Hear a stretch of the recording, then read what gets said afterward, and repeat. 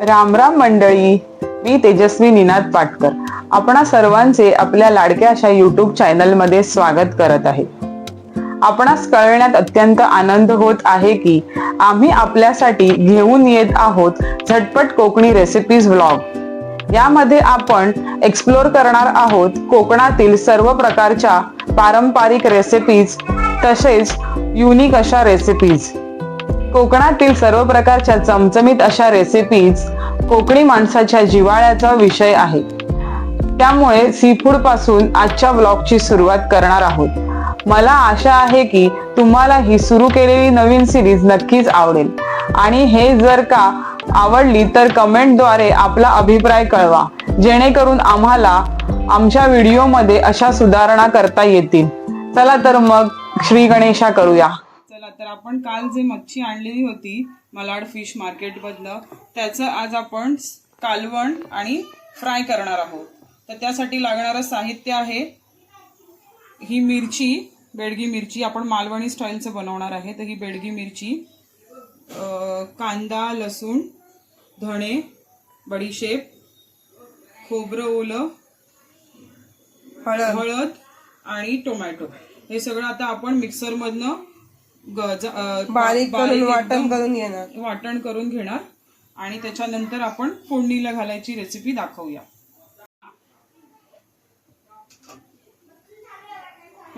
तर आता आपण गॅस पेटवून त्याच्यावर टोप घेऊया। असंच पसरट जरा असं भांडं घ्यायचं, जेणेकरून त्याच्यामध्ये मच्छी पण व्यवस्थित कडेकडेला राहते आणि ती तुटणार नाही।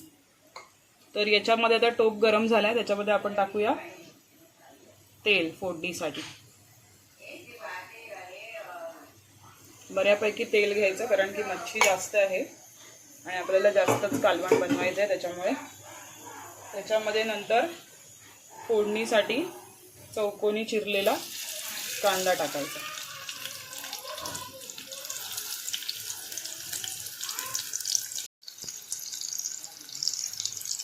थोडा गोल्डन ब्राऊन करून घ्यायचा। कोणी कोणी कढीपत्ता पण टाकतं, पण आपण टाकत नाही। मला पाहिजे तर तुम्ही टाकू शकता। कांदा जरा लालसर रंगावरती भाजून झाला की मग गॅस थोडा स्लो करायचा आणि जे आपण वाटण करून घेतलंय ओलं खोबरं, मिरची, जे साहित्य तुम्हाला मगाशी दाखवलं ते त्याच्यामध्ये टाकून घ्यायचं।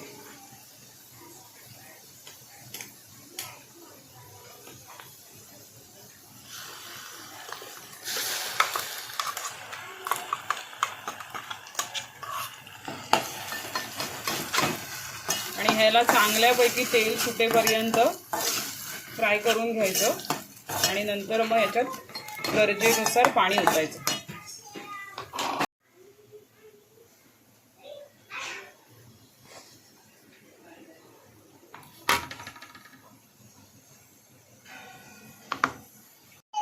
तर आता हे वाटण आपण घालून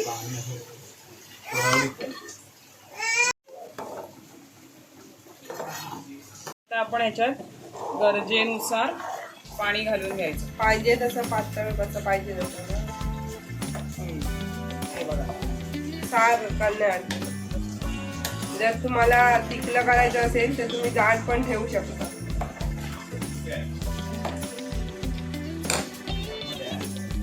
रंग आला पाहिजे। आता ह्याला एक उकळी आली की ह्याच्यामध्ये आपण टाकूया चवीप्रमाणे मीठ आणि मग टाकूया मासे। थोडं पातळ करून घ्यायचं। तर आता ह्याच्यात आपण टाकणार आहे चवीनुसार कोकम,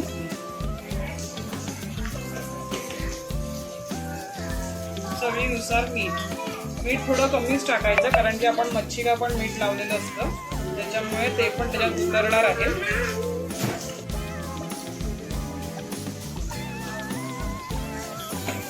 तर आपण बघू शकता आता ह्याला कशी उकळी येत आहे। अशी उकळी आली की मग ह्याच्यात मच्छी सोडायची आहे। जास्त करून आपण ह्याच्यात डोकं आणि पोटाकडचा भागच घेतो। जेणेकरून कालवण पण चांगलं झालं पाहिजे. आम्ही याला मालवणी पद्धतीमध्ये मच्छीचं सार बोलतो. हे बघा मस्त अशी उकळी येत आहे. ते कोकम वगैरे सगळं त्या मच्छीला नीट लागेल.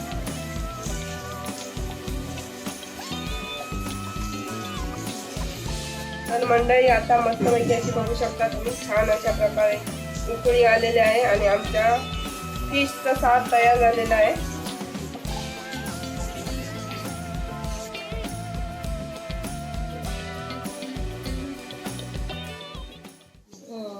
फ्राय करणार आहे मच्छी. त्याच्यासाठी आता हे त्याला 10 मिनिटं मॅरिनेट करून ठेवायचं. हा आपला मालवणी मसाला माशांप्रमाणे टाकायचा आहे. जास्त तिखट नाही आणि जास्त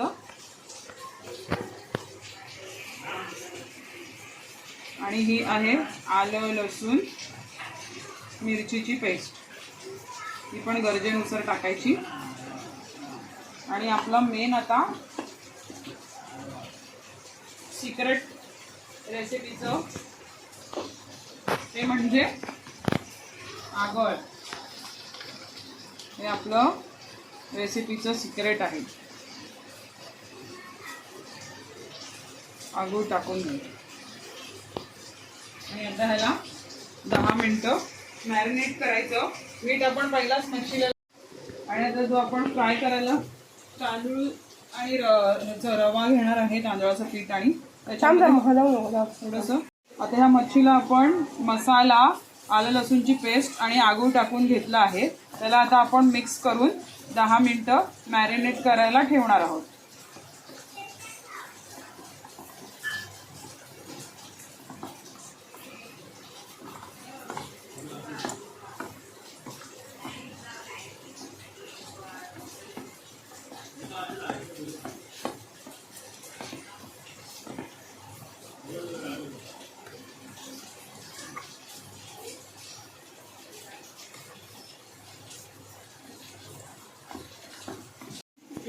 आपण हे मॅरिनेट करून ठेवून द्यायचं 10 मिनिटं. आणि आता कालवण आपलं रेडी झालं की आपण फ्राय करायची पण रेसिपी बघूया. चला.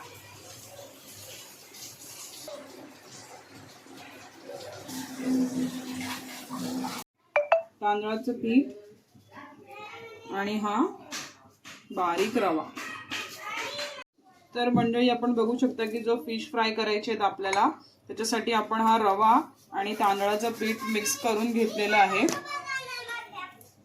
आणि आता तव्यावरती तेल टाकायचं आणि त्यांना शॅलो फ्राय करायचे आहेत.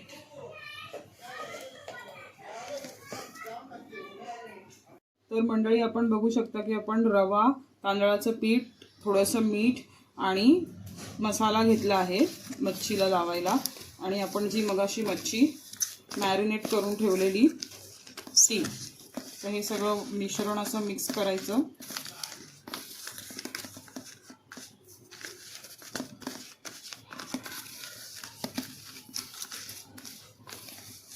आणि फ्राय करताना गॅस फास्टच ठेवायचा, जेणेकरून आपण जो हा वरती मसाला लावतो तो खाली पडणार नाही. पसरवून घेतलंय तेल सगळं. आता एक एक करून अशी मच्छी त्याच्यामध्ये नीट मसाला लावून घ्यायची.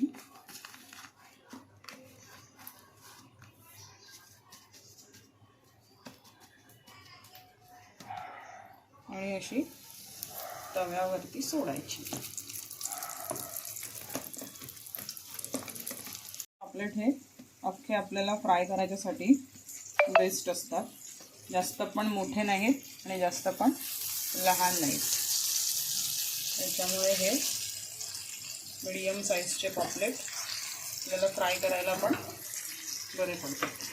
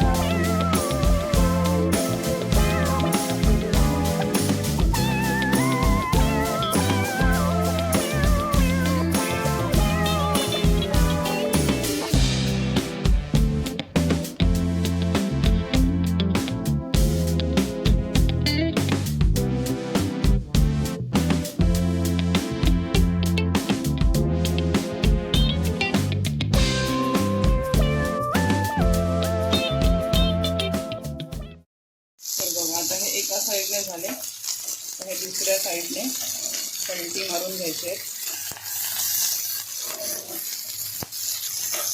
म्हणजे समजायचं की तो एका साईडने भाजला गेला.